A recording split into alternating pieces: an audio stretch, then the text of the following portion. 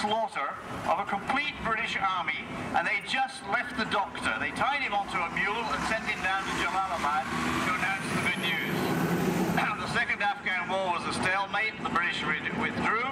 The Third Afghan War, Anglo-Afghan War, was in around 1919 and resulted in independence of foreign policy for Afghanistan. This is the fault. What do we think? That we can do better 100 years later than the three we've already failed, after the Russians have failed and after everybody else has failed all the way through the centuries. It is an impossible, they say that it's an impossible place to live, filled with people who are impossible to rule.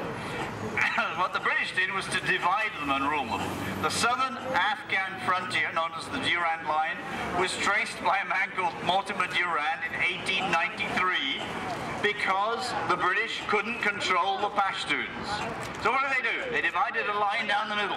Half of them are now in Afghanistan, half of them in Pakistan. If there's any problem in the world, scratch it a little bit, you'll find the British created it.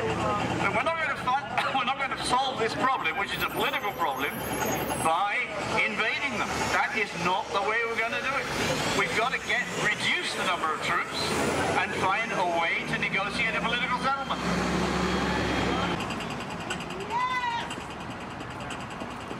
The United States government has disposed of the Bill of Rights.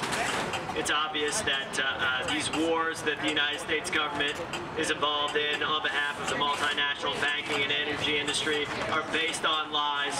But if we really want to get to the bottom of what is causing these wars, all we need to do is go to the monetary source, which is the Federal Reserve Bank. Always just follow the money. The Pentagon does not work for free. How are you?